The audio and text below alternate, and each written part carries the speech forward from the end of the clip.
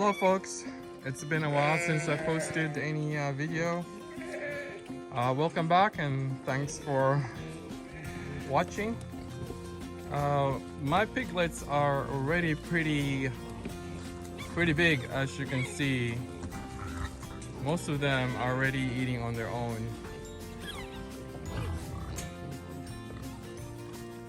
To summarize what I have from starting from piglets to farrowing them, it's well, I think it's pretty good in a way. So I have lost one mother, two mother, all of their piglets didn't survive. This one, she just had her piglets and they didn't survive. But what's going on here is just helping feed the other piglets, which she, adopted them in a way. Well, she adopted them, whoever is gonna be, suckling on her. So that's a big help still. At least she survived. So she'll be on probation. So my boar are pretty big. They're consuming a lot of food, and even though I reduced my feeds cost to what I would say 40%, it's still pretty expensive to feed all of them. And I just posted them, for sale, for the piglets. And so we shall see. I've castrated most of my farrow or my male piglets, but it seems like we miss 3 of them. So I have at least like 3 males, not 3 males, but I have at least 13 males total that they have. So I have what, 35, 36 total. So far, so good. And I've lost, I'm not counting the one that stillbirth, right? So I probably lost 10. Yeah, probably lost 10, because I do know that one of the red wattle, she trampled on her piglets in one night, which is 5 of them. And then I think initially when they started farrowing, I lost 2 or 3, and then another 2. And so I think that, while they were young, maybe an owl got them, or an eagle, because we have golden eagle here, or a barn owl that's pretty big. And so I think they were able to get them, but the rest are pretty strong, as you can see now.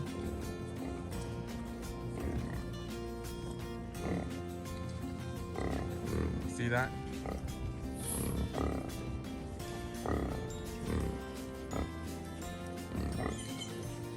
Also, I've already transferred them to the other side. I opened that gate, so they've been feeding on a lot of acorns. You've seen that on my previous videos already, but this time I have a lot of acorns that's been falling, and so it's a big help too.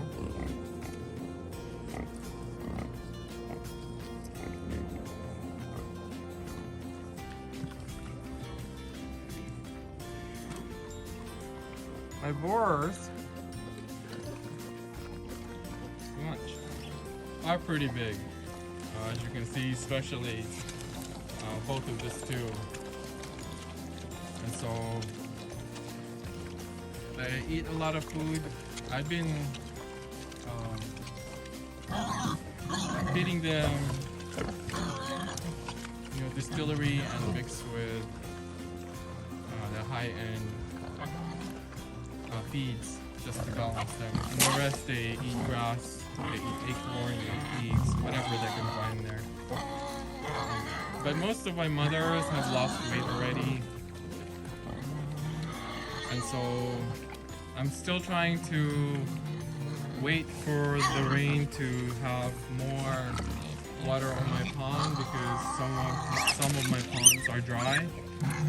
And so I can't separate them accordingly. So I only have 2 water sources where the donkeys are and the sheep. And I only have that one. And I have that one on the big pasture. But I'm still debating whether I could put them in there. Because I still have quite a few here. They have quite improved the land on this area. Let me show you that in a second.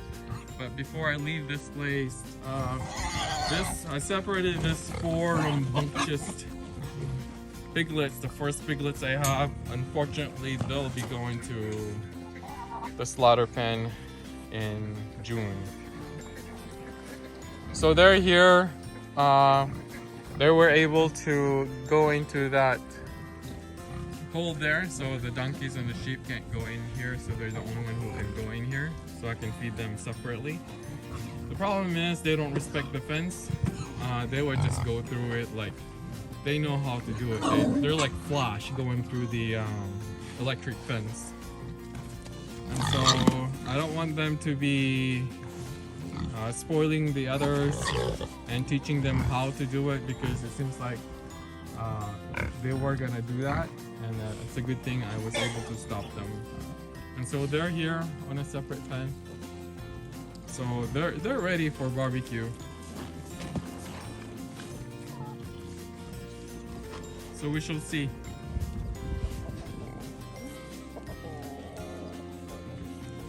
The other thing too is, you know, no wasted food here, because the chickens would eat the rest. Whatever fall on the ground, the chickens will eat them. And so it's beneficial in a way. And also they scatter most of their piglets' manure.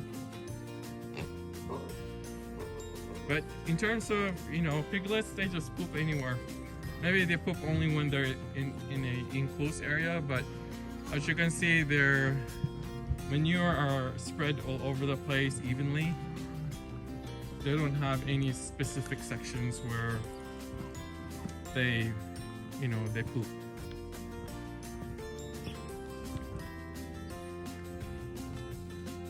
So I still have a lot of acorns, so those guys, you know, usually fall when windy. And half of the time it's really windy here, so they started like having a bonanza. They know when it's time to get underneath this oaks. I transferred 3 of their feeder here because, you know, the last gilt that was gonna farrow, I was separated her, but it's unfortunate that, you know, she didn't have any live or piglets, so it's unfortunate.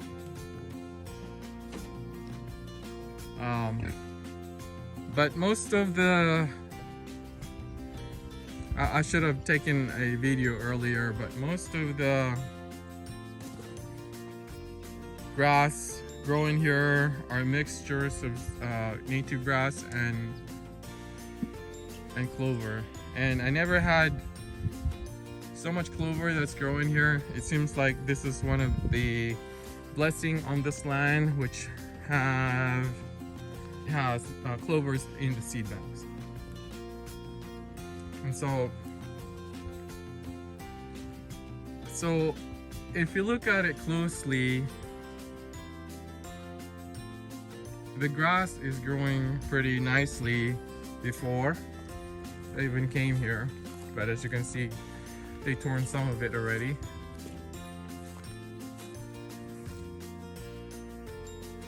But yeah, it's like clover.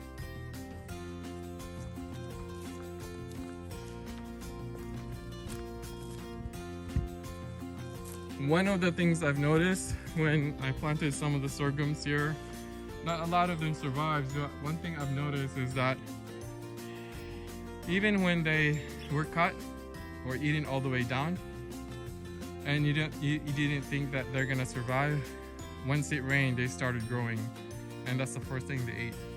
You know,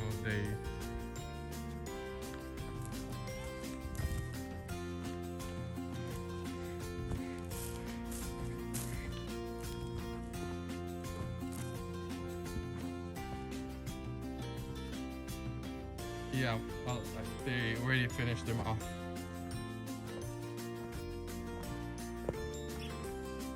Just like that. Those are clover, not clover, sorghum Sudan. All the big ones, yeah, they ate all of them already.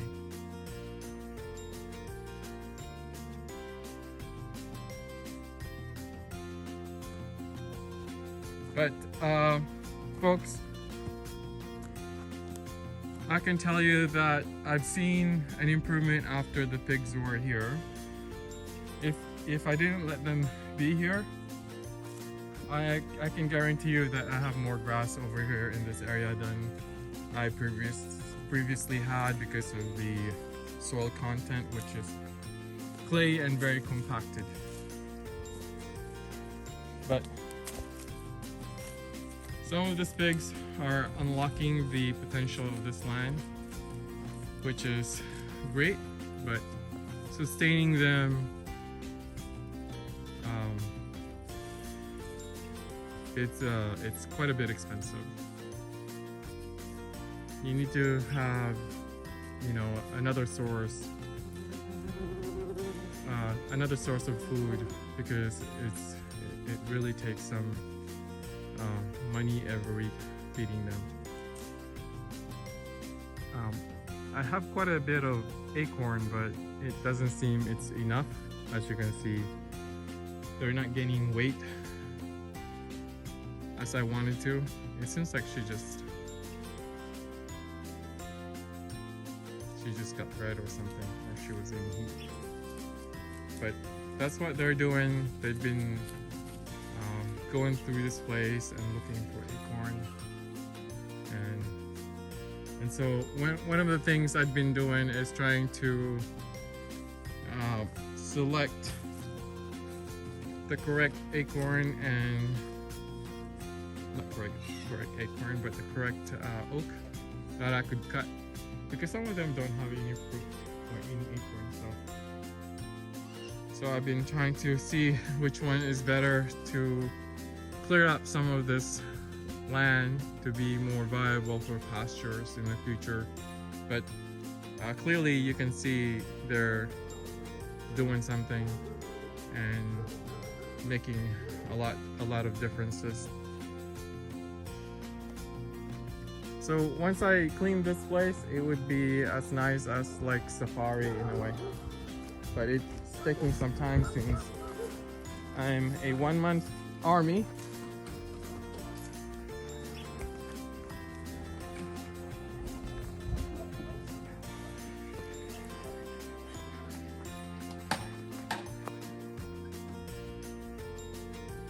I don't know what my goats are barking. I'll be right back. Yeah, I don't know what they're barking. It seems like maybe deer got lost over here because it's a hunting season. Well, let's continue to update to my pigs. So again, yeah, these are, you know, I was hoping to breed a couple of them, like this one and then this one, because they're mixtures of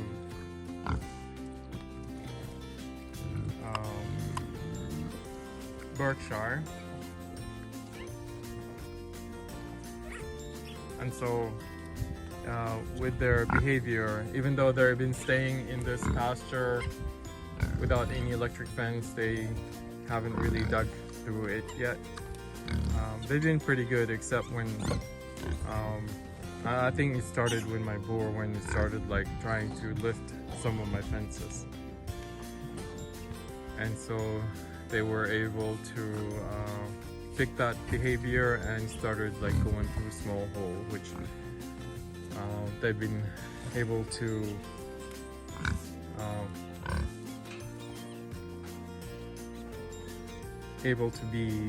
they've been able to be quite good at it, and so it's unfortunate.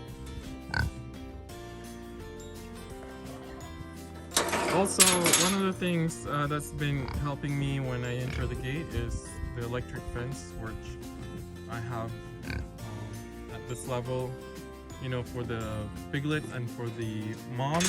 Yeah, they would just stay here, and so I would just dump some feeds there and before I enter, because they get rowdy and it can be dangerous, because you know the pigs can just like hit and bump one another, and it could propel one of them into your legs, and it can't be good.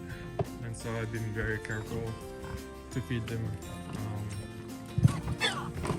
quickly and ensure that they're really calm afterwards, as you can see.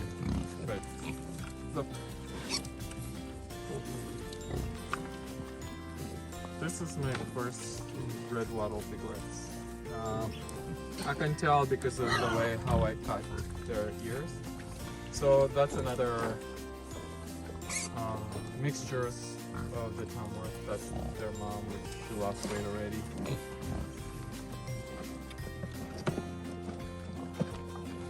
And so I guess when farrowing, and if they farrowed at the same time, it's really helpful, because they would help one another feed their piglets, and it's quite healthy. It's quite healthy in a way, because they would grow evenly. You know, even this small one I have, they're already gotten close to the big ones. See, this guy I missed, so I need to get that next week. There is another 1 or 2 here that I missed. It's already frustrated. So folks, you know, it seems like it's pretty easy to castrate them when they're young. Even at this stage, it's still fine. It's pretty easy. It just pops right away once you like cut them, and you see that in some of the YouTubes. But I would say it's better if you need help. It's a lot easier than doing it yourself.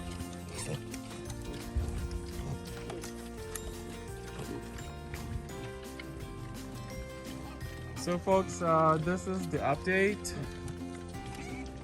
and it seems like I'm on the next storyline where I need to separate my boar for next breeding season, and if there is still next breeding season, because feeds are going up like crazy, and it doesn't seem that I don't have enough grass yet.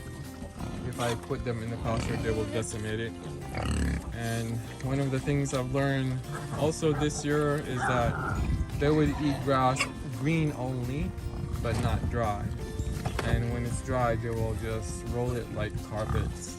But then it's still okay, because my donkeys and my sheep, for some reason, they were still able to eat them. They're just like hay, different way.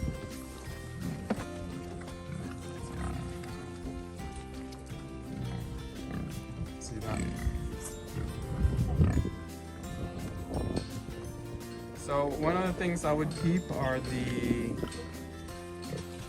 Tamworth mangalitsa cross, and bred them with a Berkshire cross that I have. But I need to breed them one more with my boar, and that should be it for my boar. And then my little Berkshire boar is here somewhere. I think you saw them somewhere.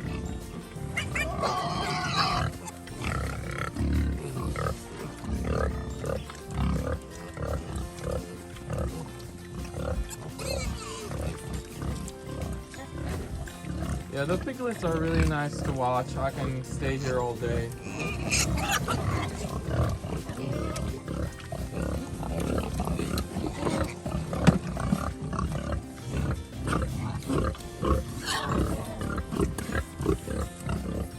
They take turns.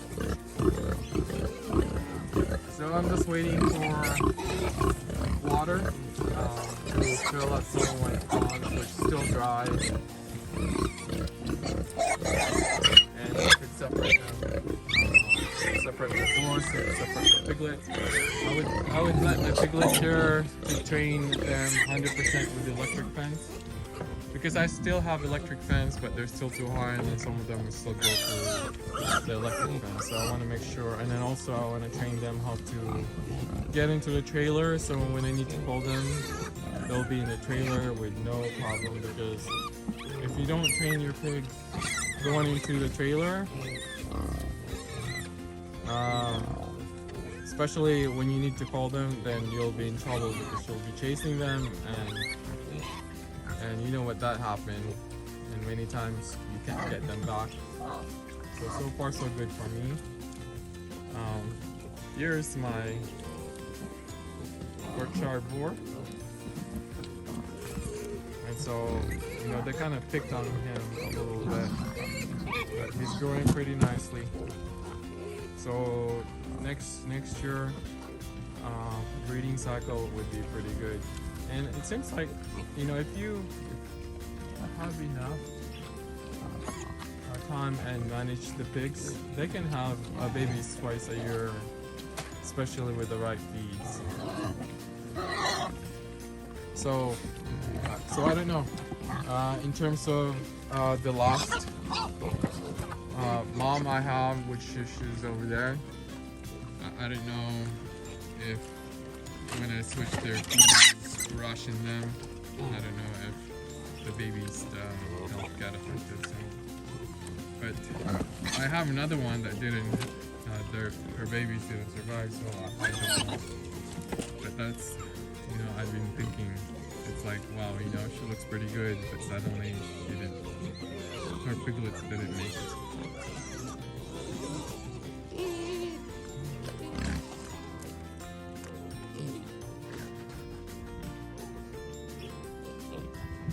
You know, some of the piglets have favorite nipples, as you can see. Some of them are down and some of them are still full. So that's kind of weird in a way. So after their feeding time, it's chow time, they'll start looking for acorn. And that's quite a big land for them. And I do know that there are a lot of acorns falling down yesterday, so that's what their treats is, and that's what their treats is. And so I should put the other feeder here so that they have more feeds. But yeah, so it's quite helpful. Look at this. Trying to breed her already, so hopefully not, because yeah, so we'll see. I'm still trying to observe how their breeding cycle works, if they can breed when they're thin, just like cows, when they're thin they don't usually breed, so we shall see. But folks, oh, there goes my goats. That's what left of my goats, and those goats are surviving nicely, so I'm just gonna leave them as is. So those goats just go wherever they want and they just come back, and so I'm happy with that. But folks, this is my update to my red wattle piglets and Tamworth cross mangalitsa, and it's quite amazing how many piglets I have in a very short time, in less than a year. So folks, this is the end of the video, and thanks again. Welcome back for those people who've been following me. I hope that you liked the update and hope that you have some idea if you want to start your piglets.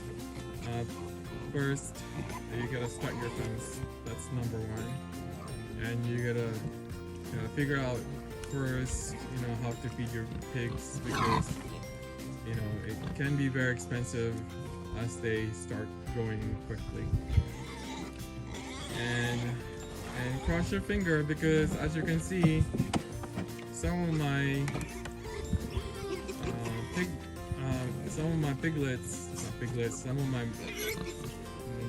mom, I don't want to say mom, but gills, I think 2 of them didn't have, or 2 or 3, didn't have, or didn't get bred. Yeah. And then, so 2 moms lost all their babies, and then 1 mom died, but I had her 1 baby survive. And she went to one other mom here, and so she's here. I think I'm gonna keep her. It's just unfortunate, and so we'll see. But thanks again. Until next time, I'll catch you later. Okay, bye.